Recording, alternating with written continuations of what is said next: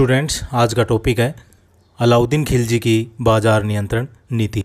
अलाउद्दीन खिलजी ने 1296 से 1316 ईस्वी तक शासन किया। इसने अपनी आर्थिक व्यवस्था को मजबूत करने का प्रयास किया।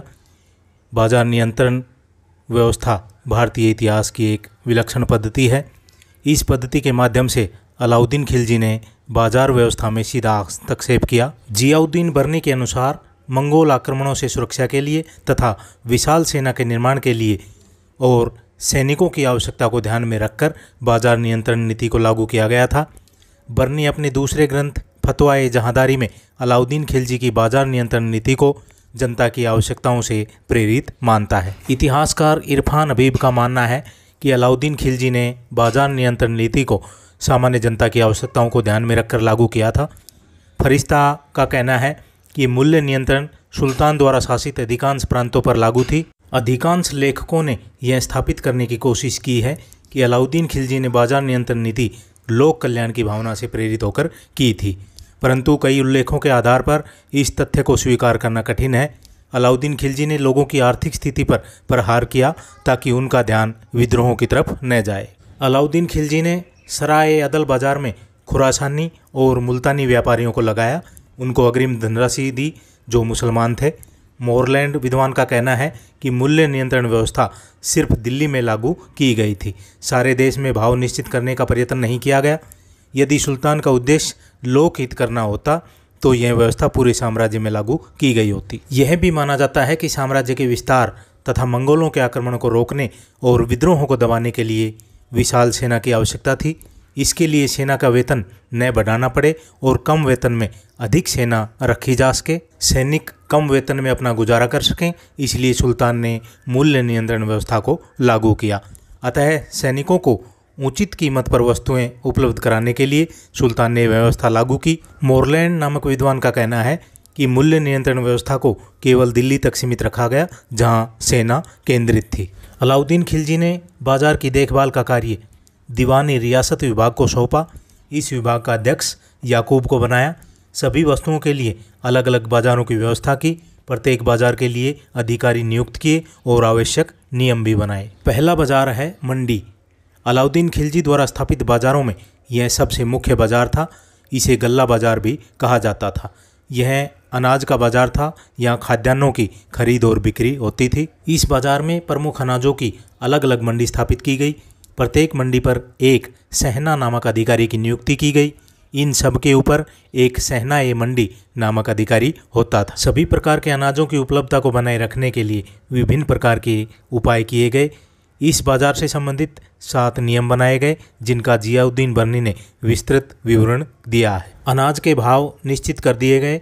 बर्नी कहता है कि निश्चित मूल्यों में कोई भी वृद्धि नहीं की जा सकती थी। जब तक अलाउद्दीन खिलजी जीवित रहा तब तक इन मूल्यों में मामूली भी वृद्धि नहीं की गई, चाहे वर्षा हो या न हो। मलिक कबूल उलुग खानी को गल्ला मंडी का सहना अथवा बाजार अधीक्षक नियुक्त किया गया। उसे विस्तृत अधिकार और सैनिक सहायता दी गई। घुड़सवारों तथा पैदल सैनिकों की टुकड़ी दी गई। एक बरीद अथवा गुप्तचर नियुक्त किया गया। यह अलाउद्दीन का विश्वास पात्र था। यह भी व्यवस्था की गई कि खालसा भूमि का अनाज एकत्र कर सरकारी गोदामों में सुरक्षित रखा जाए। अन्य स्थानों से भी 1/2 लगान अनाज के रूप में वसूल करके इन सरकारी गोदामों में रखने की व्यवस्था की गई। घुमक्कड़ व्यापारियों के नेताओं को कठोर निगरानी में रखा गया। उन्हें सेना के प्रत्यक्ष नियंत्रण में यमुना नदी के किनारे अपने परिवार सहित रहने का आदेश दिया। इन घुमक्कड़ व्यापारियों ने बाजार में पूरा अनाज लाने के करारनामे पर हस्ताक्षर किए। ये व्यापारी इतना अनाज लाते थे कि सरकारी गोदामों के अनाज को छूने की जरूरत नहीं पड़ती थी। अनाज सभी गोदामों में आसानी से उपलब्ध हो जाता था। मुनाफाखोरों के लिए कठोर दंड का प्रावधान किया गया।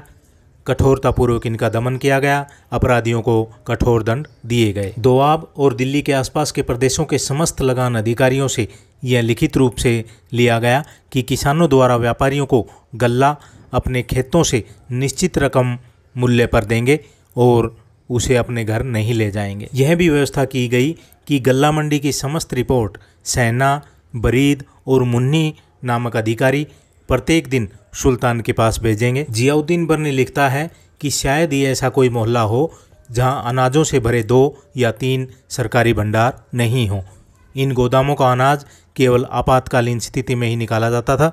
किसी भी कारण से संकट के समय इन गोदामों से अनाज निकालकर घुमक्कड़ व्यापारियों को अनाज मंडी में बेचने के लिए दिया जाता था। अलाउद्दीन खिलजी ने राशन व्यवस्था भी लागू की। अकाल के समय प्रत्येक घर को आधा मण के लगभग अनाज दिया जाता था प्रतिदिन। संपन्न व्यक्तियों को उनकी आवश्यकता की पूर्ति के लिए निश्चित मात्रा में अनाज दिया जाता था। यह व्यवस्था केवल अकाल के समय ही लागू की जाती थी। कोई राशन कार्ड की व्यवस्था नहीं थी। जो व्यक्ति बाजार जाता था उसे निश्चित मात्रा में अनाज मिलता था। गल्ला मंडी में भाव की स्थिरता अलाउद्दीन खिलजी की एक महत्वपूर्ण उपलब्धि थी। वह जब तक जीवित रहा इन मूल्यों में जरा भी वृद्धि नहीं हुई। जियाउद्दीन बर्नी ने बताया है कि उसके पहले और उसके बाद के शासकों के समय जो कीमतें थी उनमें सबसे कम कीमतें अलाउद्दीन खिलजी के समय थी। लेकिन बलबन के समय गेहूँ अधिक सस्ता था। फिरोज तुगलक के समय भी मूल्य अलाउद्दीन खिलजी के मूल्यों के लगभग समान थे।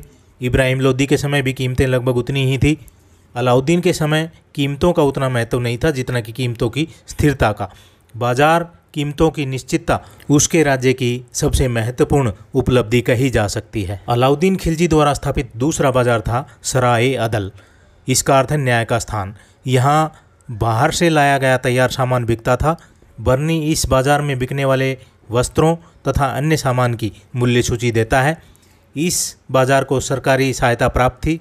बदायूं द्वार के पास एक बड़े मैदान में सराय अदल का निर्माण किया गया।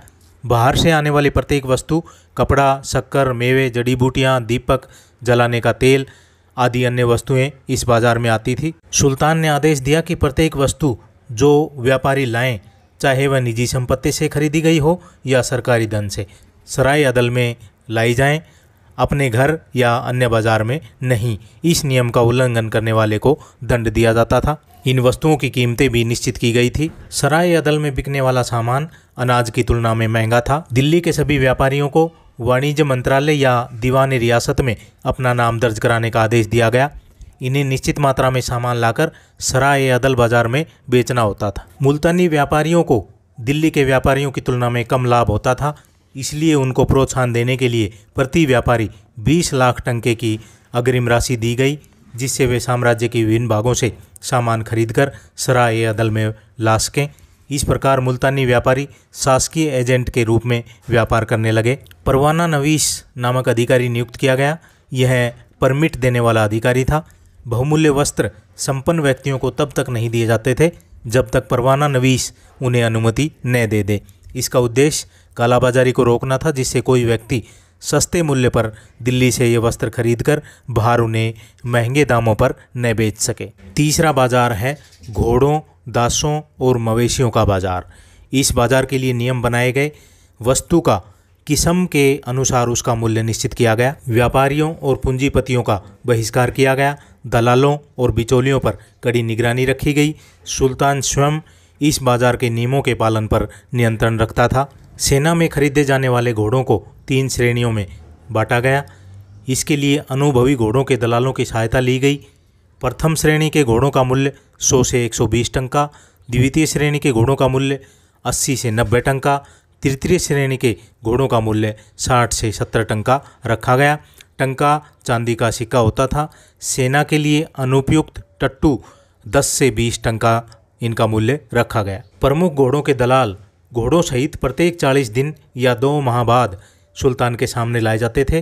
प्रत्येक प्रकार का घोड़ा निर्धारित कीमत पर ही बेचा जाता था। जियाउद्दीन बर्नी लिखता है कि घोड़ों के दलालों से इतना कठोर व्यवहार किया जाता था कि वे मृत्यु की कामना करते थे।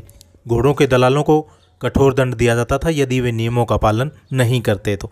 अलाउद्दीन ने इन पर नियंत्रण रखने के लिए गुप्तचर भी नियुक्त किए थे। इस भय के कारण दलाल सावधान रहते थे, ग्राहकों के साथ धोखाधड़ी नहीं करते थे।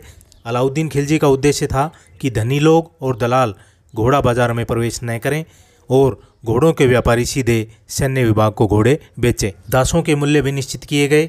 घर में काम करने वाली दासी का मूल्य 5 से 12 टंका, सुंदर युवा दास का मूल्य 20 से 30 टंका, अपने काम में कुशल दास का मूल्य 10 से 15 टंका, अयोग्य युवक दास का मूल्य 7 से 8 टंका निश्चित किया गया था। भारवाहक पशु 4 से 5 टंका, दुधारू गाय 3 से 4 टंका, दुधारू भैंस 10 से 12 टंका, मोटी भेड़ या बकरी 10 से 14 जीतल मूल्य रखा गया। चौथा बाजार था सामान्य बाजार। मिठाई, प्याले, कटोरी, मटका, जूते, चप्पल, पान, सुपारी, सब्जी, मिट्टी के बर्तन, अन्य सामान्य बाजार में बिकने वाली प्रत्येक वस्तु की सूची बनाई गई। इनके दाम उत्पादन और लागत के हिसाब से निश्चित किए गए। प्रत्येक सेना को उसके बाजारों के लिए दरों की सूची मिलती थी और वे उन्हें लागू कराते थे। मूल्यों तथा नियमों का उल्लंघन करने वालों के लिए कठोर दंड की व्यवस्था की गई थी। बर्नी के अनुसार राजकीय नियंत्रण इतना कठोर था कि कम सामान तोलने वाले के शरीर से उतना ही मांस काट लिया जाता था। कठोर दंड व्यवस्था के कारण बेईमानी समाप्त हो गई, मूल्य निश्चित हो गए। मूल्य नियंत्रण व्यवस्था से सबसे अधिक लाभ सैनिक वर्ग को हुआ। इस व्यवस्था से संगठित सेना रखी गई जिसके द्वारा साम्राज्य का विस्तार किया। सैनिक शक्ति के आधार पर ही उसकी सत्ता टिकी हुई थी। मूल्य में कमी और मजदूरी की दर में कमी का असर समाज के छोटे तबके पर पड़ा। इस व्यवस्था ने कृषि, व्यापार वाणिज्य की मूल तत्व मुनाफा को छीन लिया। छोटे कारीगर, शिल्पी, व्यापारियों का मुनाफा सीमित कर दिया गया। अलाउद्दीन खिलजी की मृत्यु के साथ ही उसकी बाजार नियंत्रण नीति समाप्त हो गई। लेकिन महत्वपूर्ण बात यह है कि उस समय बाजार में वस्तुओं की कीमतें निश्चित हो गई।